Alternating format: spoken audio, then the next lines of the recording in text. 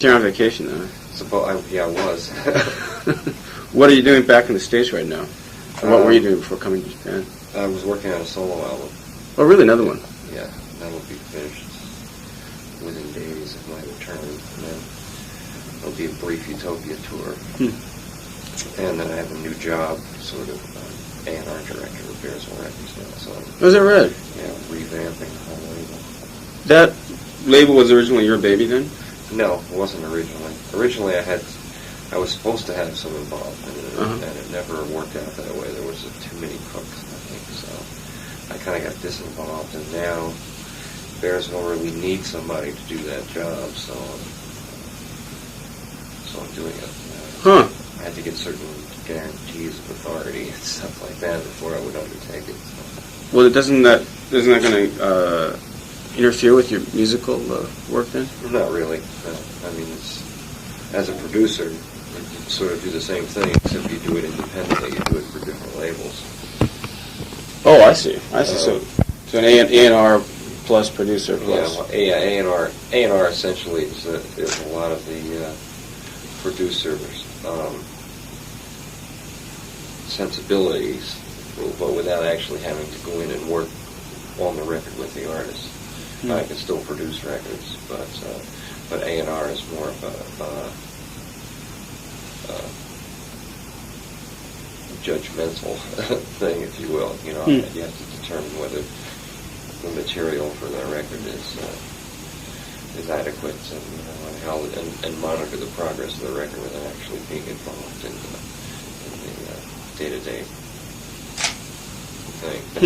You also determine who is going to be on the label, to determine who gets signed to the label, and things like that. What's the solo album going to be like? Does it have any theme like ones in the past? Well, it's got a sound theme to it. There's not really a lyric theme. The sound theme is it's all of the sounds are vocal sounds. Meaning? Meaning there's no instruments. Oh, is that right? Just a cappella stuff? A cappella stuff. Some of it sounds like instruments, but it's all voices. Is that right? Yeah. That happens there's a digital sound sampling keyboard that I have called an emulator. And what you can do is make a sound into it and then play it with keys. And some vocal sounds, if you play them repetitively enough, they start to sound like instruments because they don't have the little variations in them that normally would. And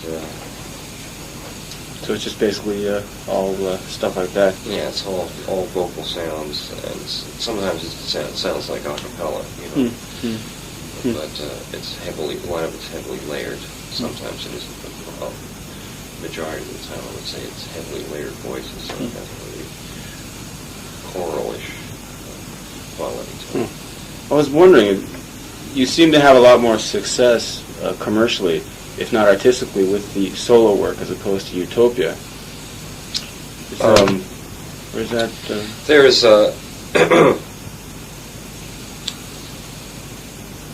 there is a certain differentiation in terms of commercial success, which we've always felt is not necessarily a result of the quality of the records, but in the way the records are promoted. And now that we're now that we've released independent of a major label in the States, it's an opportunity to prove or disprove that theory. So far, it seems like we're having a measurably greater degree of success with the Utopia record now that we're promoting it ourselves than when we were with a major label. Mostly because you can decide how best to do it and then go ahead and do it. You don't have to talk somebody into spending the money for advertising or promoting the record. It's our money, and we spend it however we see fit. What keeps you with the boys there? Well, if it had to do one thing all the time, it would be kind of boring. If I only did my own albums, and especially since most of my albums are all me, no other players, that it would get so insular at a certain point that the joy would go out of it, and the opportunity to work with musicians, to do both. The opportunity to do both is what keeps them both interesting. Why those guys in particular, though, as opposed to, say, forming different bands between every solo album? Well, it's very difficult to find musicians that you can work with on a personal level. Ego and communication problems and things like that, which you hear about all the time, is when bands can continually form and break up. There's conflicts, usually interpersonal conflicts. But once you've got a band, and particularly when it comes to touring, when you have to go out on the road with a number of other people, it's difficult to put together a band. Every time you go out on the road, you got to audition all these people, and then they will usually only play as long as you pay them, and then they go off and work for somebody else or form another band or something like that. So it's it's to your advantage if you can find players that you get along with, and have some musical kinship with. With you away on so many projects, solo projects and production jobs, don't they get rather frustrated? No reason they want to work unit around. To a certain degree, but it's always been, I was the solo artist before the band, so that's always been a given, and it was sort of built into the concept of the band that everyone can do projects that satisfy them personally. Outside of Utopia, as much as they can handle. Whereas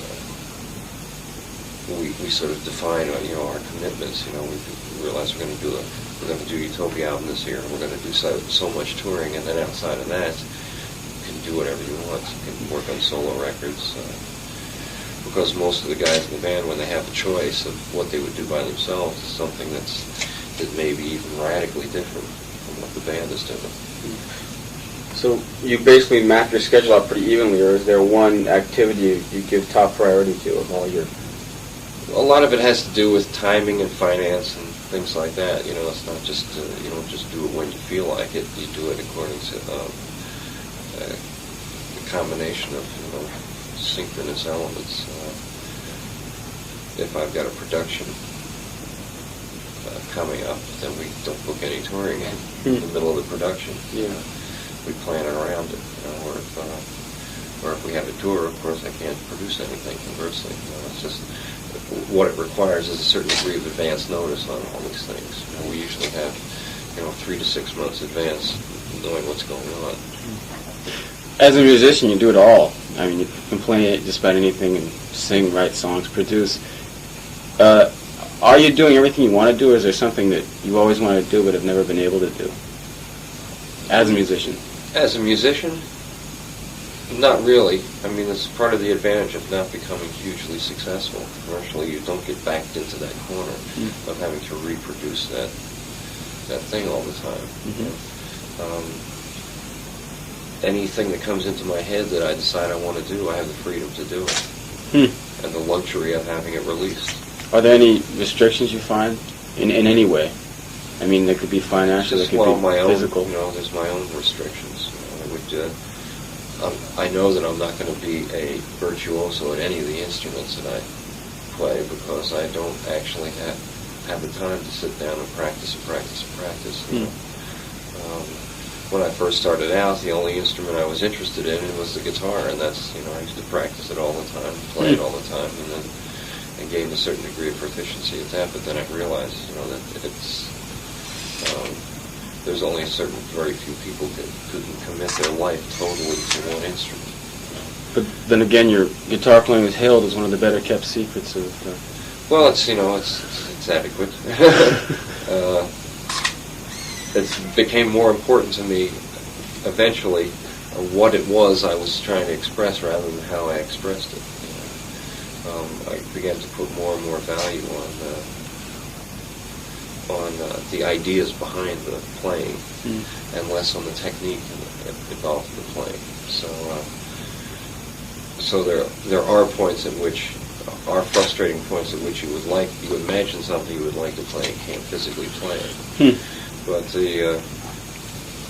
But the more important thing is that you are conveying a worthwhile idea, or an idea that you sincerely feel, to whatever degree you have the technique to do that.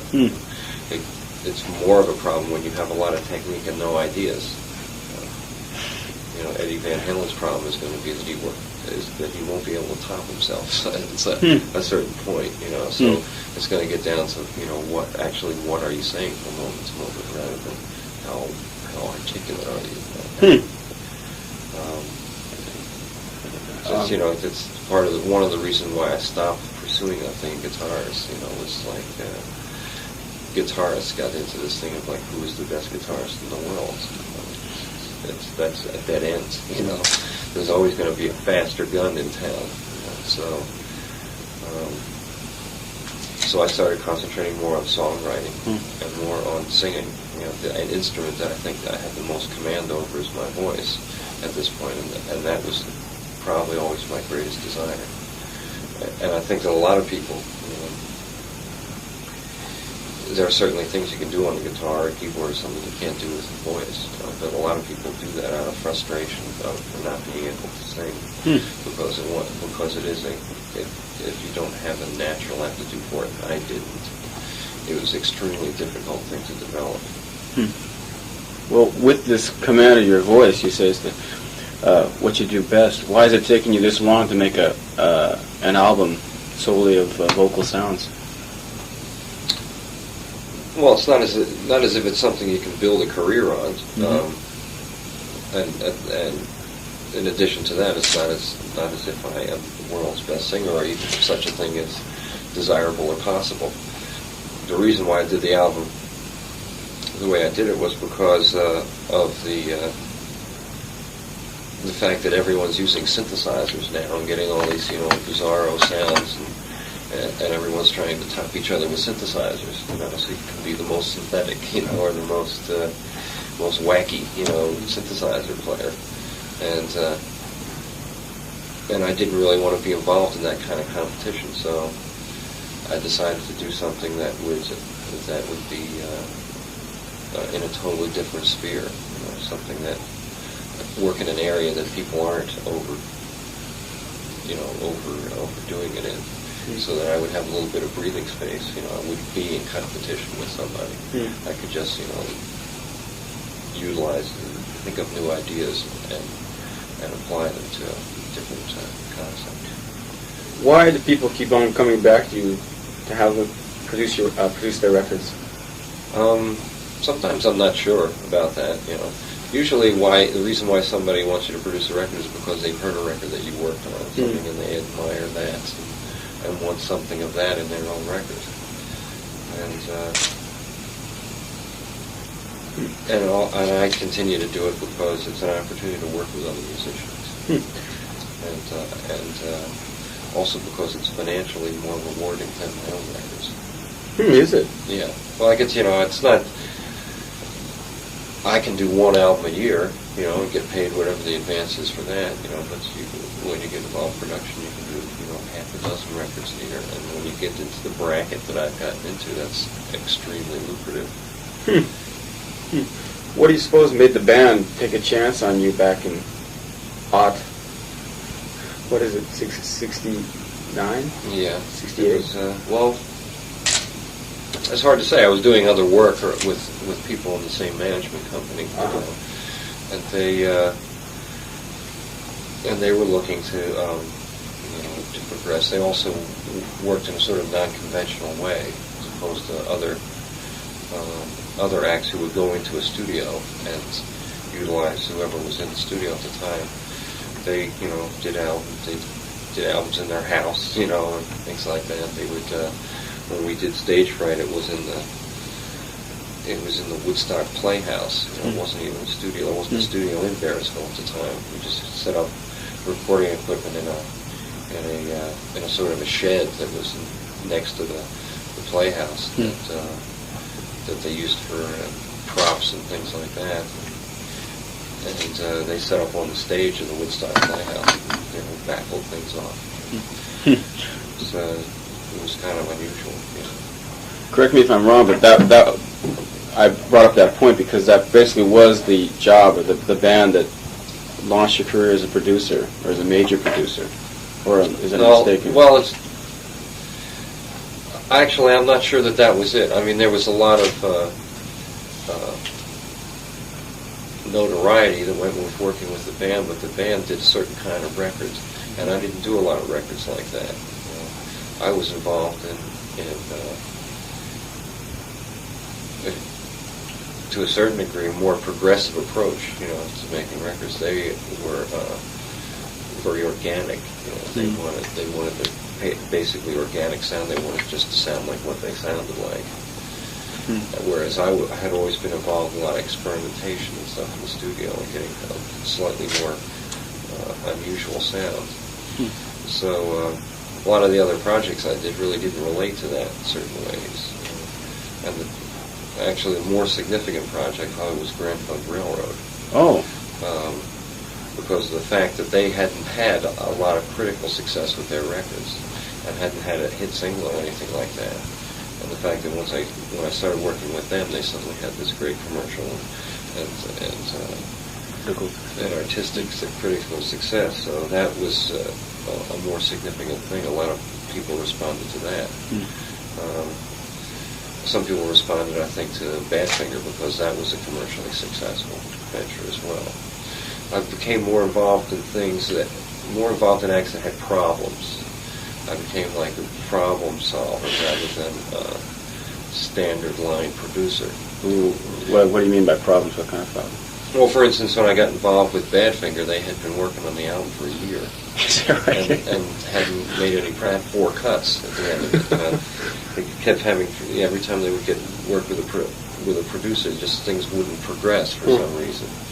And because of the way that I work, or whatever, when I get involved in a record, things happen, that continues to this day. I get involved in the Laura Nero project at the same time. She'd been working on an album for a year and had 0 on tape. Nothing on tape, because of, various problems, I don't know what kind of problems can keep a person from putting material on tape. Well, they would put it on tape, but none of it would be acceptable. I would never say this is a take that we're going to keep, They would just...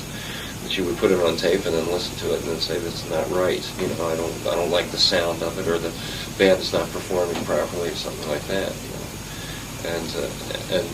And people will keep trying different elements. She had I think she had Roy Halley come in for a while, and that didn't work out ultimately. So my forte usually is bands that are having problems. Troubleshooter. Yeah. You've been involved in some rather legendary sessions, and a couple, I guess, being the New York Dolls. Yeah. It's funny because they received a lot of attention in Britain during the glam rock thing, but the States they were completely rejected. Yeah, well, they were not the most competent band in the world. This was like the beginning of punk rock, when people were just getting turned off by this L.A. slickness, things like that. Uh-huh. So they were there at the beginning, the cutting edge, more or less, but it was not yet an acceptable musical style to operate in. So they didn't get a lot of airplay. They created a lot of problems for themselves as well. There were problems in making the records that they created. Did you see them as a problem case when you first met up with them? I thought that I thought anybody that worked with them was going to have a difficult time getting it done. And I didn't really desire to do a lot of that kind of music, But the New York Dolls were sort of the first, and I figured that if I was going to get involved in any of it, I wanted to be involved with the originals. What did you think of the final product?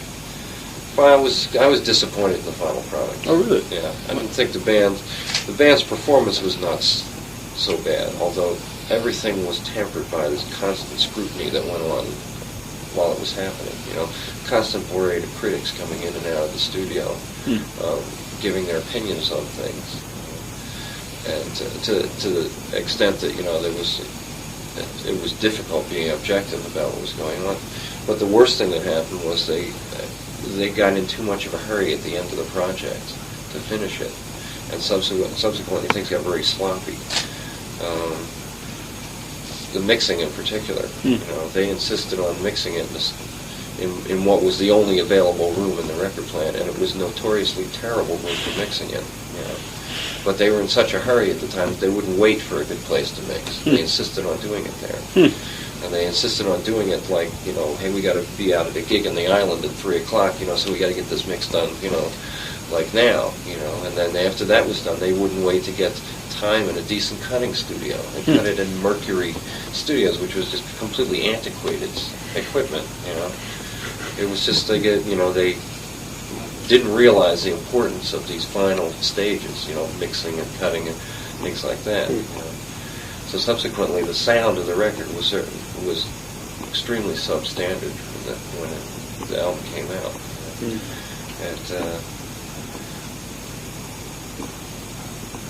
And I think that that I found very annoying. The risk of beating a dead horse here with talk of the past. You also did Megabuck musicians Hall & Oates way back when. War Babies. An album I liked a lot, but it sounded a lot more like, almost more like you than them. Well, as a matter of fact, Daryl Hall was extremely influenced by David Bowie at the time. Oh, really? Yeah, and he wanted the album to sound like that. Is that right? He had, he had specific ideas. Everything that's on that record is a result of specific ideas of Daryl's. And but the album came out and had no success commercially, and not a lot of success critically because of the fact that it was such a radical change from what they've been doing. So they ever since have tried to put as much distance as possible between them and that record, and tried, Daryl has, made it seem as if that was my idea, to have the record that way. But I, of course, didn't write the songs, and it's obvious that the songs are not Daryl Hall pop songs. A lot of them are these bizarre tone poems and things like that. This was all his Meisterwork. So it really is Daryl's record as much as he tries to distance himself from it. Do you think that the stuff now is self-produced? Do you think it matches the way they should be, or do you think they're a bandit? Well, it's been the key to their success. To a certain degree. They had never had as much success with other producers as they've had doing the records themselves. The only thing that anyone can accuse them of is lack of imagination. That's not a prerequisite to being successful in the record business. Right now, we have a lot of guys like Steve Lillywhite and Clive Langer and I guess Alan Winstanley, who really the trademarks are strong. You can feel them, and they're damn good producers. But I think a lot of people have criticized Lillywhite for overproducing the records. What do you think of that? It's a danger of being a producer with a trademark. People will eventually recognize the trademark, and then start to be as conscious of that as they are of the music. It's extremely difficult to hide yourself if you're a strong producer. If he's going to continue to be successful, he'll adapt. He'll change, just the way all people who remain successful have changed. Phil Spector, as influential as he was at one time, is now nothing as a producer because of that reason, because of the fact that his sound became completely recognizable and he was incapable of altering it. Which seems to be the case with everybody else as well. We don't hear anything about Roy Howie or much about what's the guy's name? Glyn Johns or any of the biggies anymore. It's all changed, but you're still alive and kicking. Mostly because because as much as people want to attribute a sound to my records, I try as much as possible in working with an act to adapt to them. And also, since I have an ongoing interest in records and sounds, I incorporate new things all the time. You know, like I don't have this competent formula that like a certain microphone that I always use or something like that. I'll work with anything that's there, and I don't have a lot of preconceptions about what it's supposed to come out like. That's something that develops as the record goes along. You realize a kind of a sound that will be most advantageous or set off the artist in the best light. It's ironic because you did such a damn good job on Cheap Trick's last album, things that didn't sell at all. What? The reason being, I think it has a lot to do with their record company. Oh, really? Yeah, none of their past couple of records have sold, and the reason why is because about 3 records ago they sued CBS Records and lost, and that's subsequently put them out of favor, I think. Oh, blacklisted. Yeah, to a certain degree. I mean, there's not certainly is no policy that CBS will admit to, but I found the promotion to be extremely lackadaisical on the record. You know. What did you think of that record? I thought it was a good record. I thought it could have been a better record if they had waited a little longer and developed the material a little bit further. And I think that it's most important for them to do that this time. You know, to really not be in a hurry to get a record done. Because when I first met with them, we listened to the material, and then determined that we had, maybe a substantial part of an album, but that we would work a little bit longer, to really get some standout material. But as it turned out, the scheduling just didn't allow it, so we had to collect everything that was available and get the best of that. We recorded actually about 14 or 15 songs, and made the album out of that. And I think also it would have been a better record if CBS FM promotion had kept their nose out of it a little more. Because I had envisioned a record that was a lot more raw, ultimately, than the record that came out. There were some other songs that were much more, I felt, representative of the way the band sounded than songs that wound up on the record. They insisted on certain songs like Borderline and things like that, which to me were reflective of influences that Cheap Trick should have avoided to a certain degree. How's that? Well, like sounding like ELO, something like that, which was a tendency that started to creep into their records later, as they started to get into more and more trickery and overdubs and things like that. I thought it was really important for the band to identify itself, but that didn't seem as important to the people at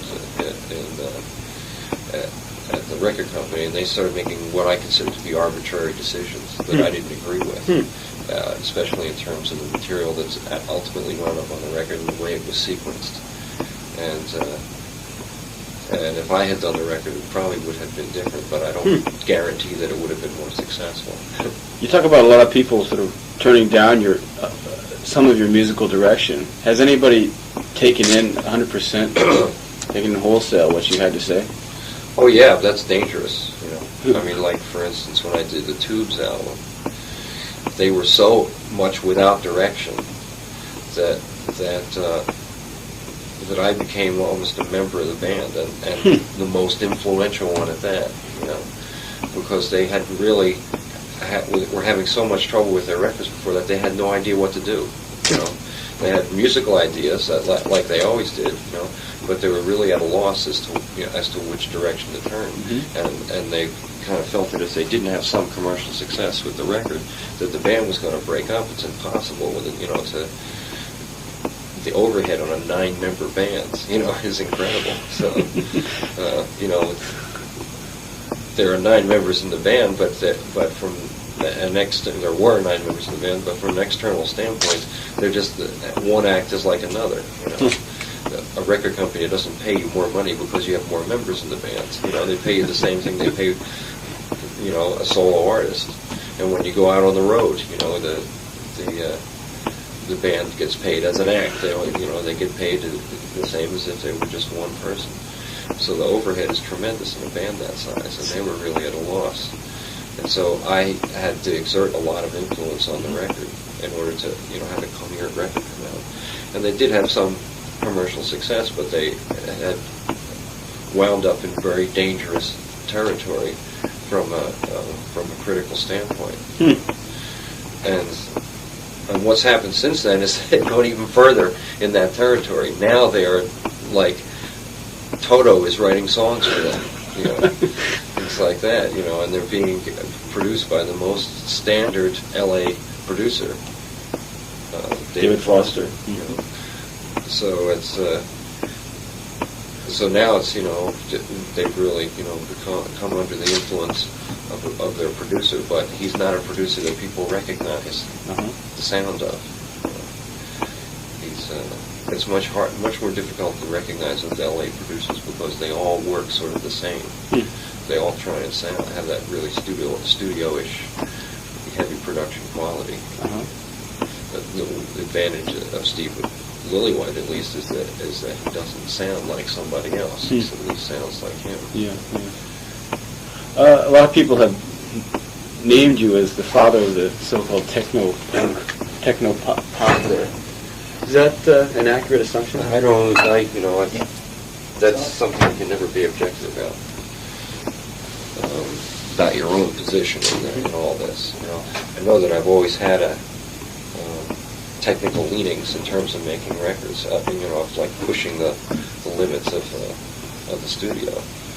I think there are some similarities there. You know, to some degree, I don't know whether it's ironic. It's interesting to me that Steve Lillywhite can become such a popular producer, because when I first started making records, you know, people used to wonder at for instance, my approach to drums. You know, whereas everybody else, you would go into a studio and you would put your wallets and stuff on the drums and stuff like that.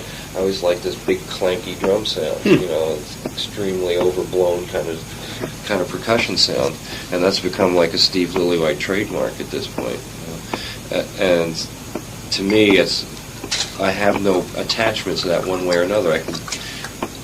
I like to hear that sound sometimes, and then sometimes I don't like to hear that sound. I like to hear a different sound. So it is interesting, you know, that what was once considered to be taboo in a certain way has become de rigueur, you know, in terms of making records. Now everybody wants to make Steve Lillywhite drum sounds, you know, and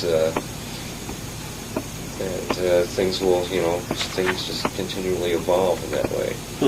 Other than that, I think a lot of Something Anything was, I guess, synthesizer sound. Well, that's when I first started using synthesizers. Yeah. Right. I had one cut that was all synthesizers. You know. Right. But previous to that, I don't think that any people did that. But that was, I had an interest in sound in general. And sometimes I like to do things on records that aren't musical, but have more of a music concrete kind of approach.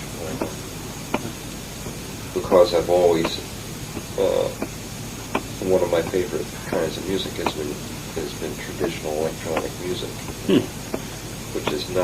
which originally was not done with synthesizers. It was done with a lot of tape editing and tricks and filters and things like that. There was no such thing as a synthesizer when they first started doing that.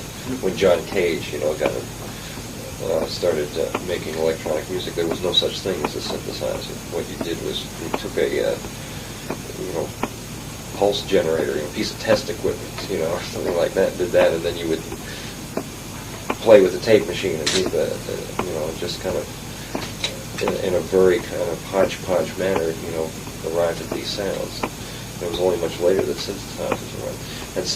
And the way the synthesizers were first used, I found sort of nearly offensive. You know, they were making these little sounds on funk records, you know, Captain and Tennille, you know, that kind of stuff. You know, I really thought that was an extreme limitation on the capabilities of the instrument.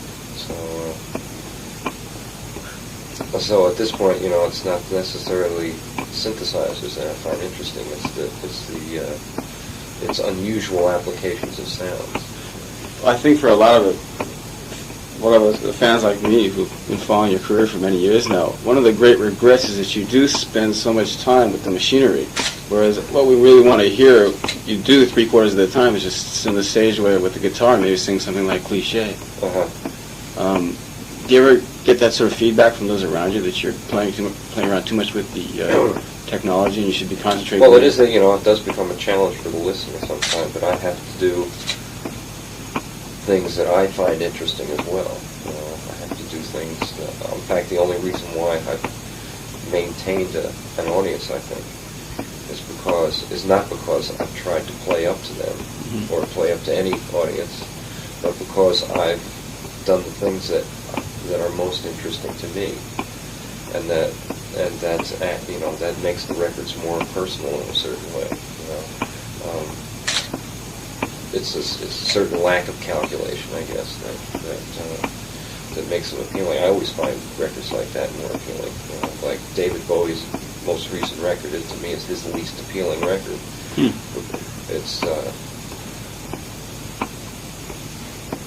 It just embodies too much calculation for me.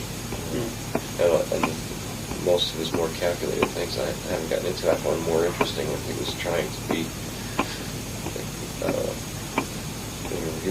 be weird. It was just seemed more him, Scary Monsters was, to me, far and away a better album than Let's Dance. Well, you get a lot more conservatism now. I think not too many people are trying to be weird, or is that? Well, I think that that's it's trying to be safe, I guess, in a certain way. Maybe David Bowie was in a certain kind of. You can't fault him for doing it, because you do have your preferences, and he was probably at a certain point where he needed to secure his position, and did a record that secured his position. That appealed more to the masses than to the few people who actually were into David Bowie when he was hunky-dory and a man who stole the world. Do you think if you wanted to, you could make a solo record that would, say, enter the top 10? Probably. What stops you from? I just think that I've never had any interest in that. And also, it's a dangerous thing to do because there is never any guarantee ahead of time that a record is going to sell.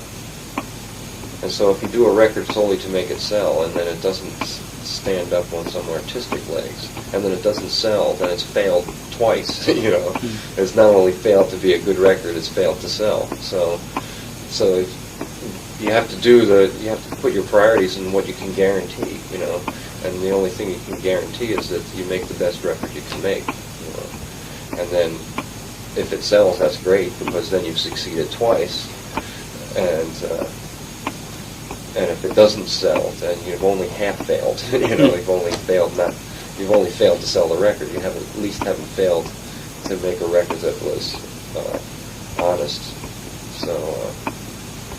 So that's always my prime concern, is that it's a record that I can listen to, feel good about. As a musician, what one record or what one point in your career do you consider to be the greatest success, if any? Well, I don't. Or triumph, personal triumph. There are triumphs.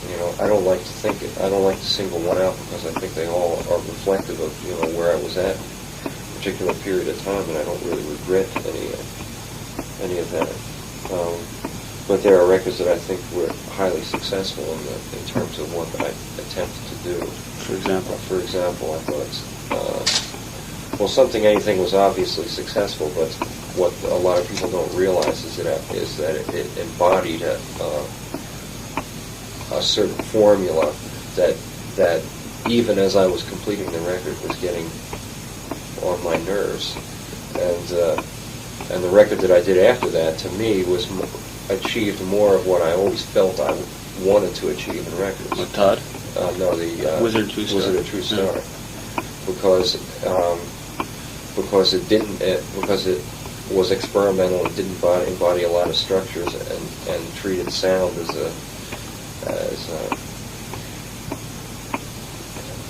something that was more plastic than just the strictures that are placed on pop music. So that for me was from an artistic standpoint, a more successful record than Something Anything. And Healing was a record that I felt good about. Some of the ones that I feel good about are not necessarily the ones that are most successful. But Healing I felt good about because it was a concept that I felt was challenging, and that I felt I came fairly close to succeeding with it. All right, well, I'm getting the axe here. The high side. I want to thank you very much for touring. I certainly hope so.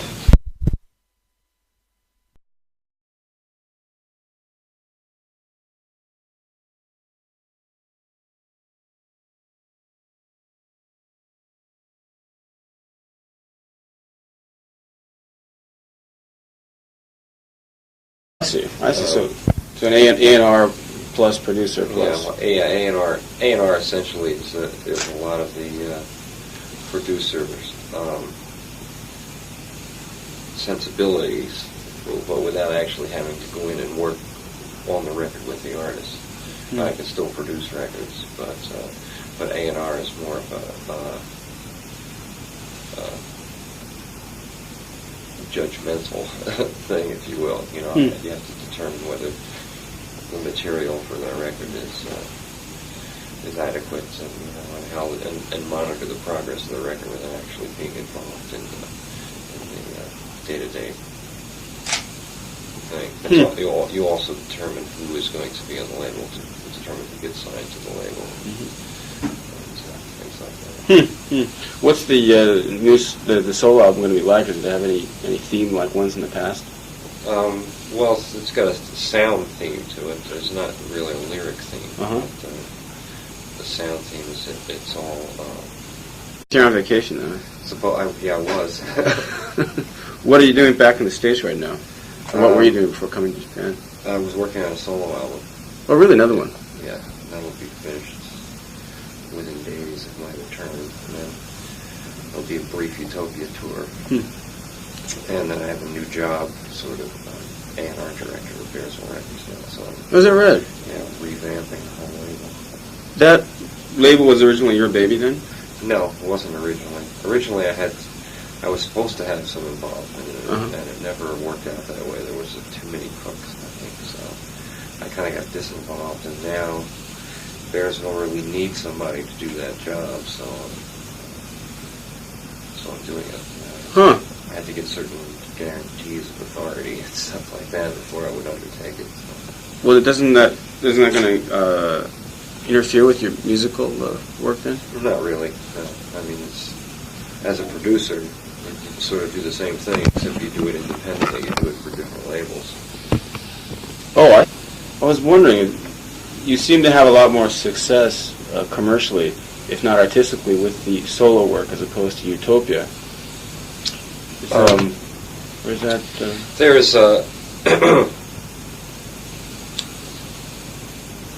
there is a certain differentiation in terms of commercial success, which we've always felt is not necessarily a result of the quality of the records, but in the way the records are promoted. And now that we're now that we've released independent of a major label in the States, it's an opportunity to prove or disprove that theory. So far, it seems like we're having a measurably greater degree of success with the Utopia record now that we're promoting it ourselves than when we were with a major label. Mostly because you can decide how best to do it and then go ahead and do it. You don't have to talk somebody into spending the money for advertising or promoting the record. It's our money, and we spend it however we see fit. What keeps you with the boys there? Well, if it had to do one thing all the time, it would be kind of boring. If I only did my own albums, and especially since most of my albums are all me, no other players, that it would get so insular at a certain point that is that the joy would go out of it, and the opportunity to work with musicians, to do both. The opportunity to do both is what keeps them both interesting. Why those guys in particular, though, as opposed to, say, forming different bands between every solo album? Well, it's very difficult to find musicians that you can work with on a personal level. Ego and communication, all the sounds are vocal sounds. Meaning? Meaning there's no instruments. Oh, is that right? Just a cappella stuff? A cappella stuff, some of it sounds like instruments, but it's all voices. Is that right? Yeah. Happens if there's a digital sound sampling keyboard that I have called an emulator. And what you can do is make a sound into it and then play it with keys. And some vocal sounds, if you play them repetitively enough, they start to sound like instruments because they don't have the little variations in them that normally would. And so it's just basically all stuff like that. yeah, it's all vocal sounds, and sometimes it sounds like a cappella, but it's a lot of it's heavily layered. Sometimes it isn't, but majority of the time I would say it's heavily layered voices, so it has a really choral-ish quality to it.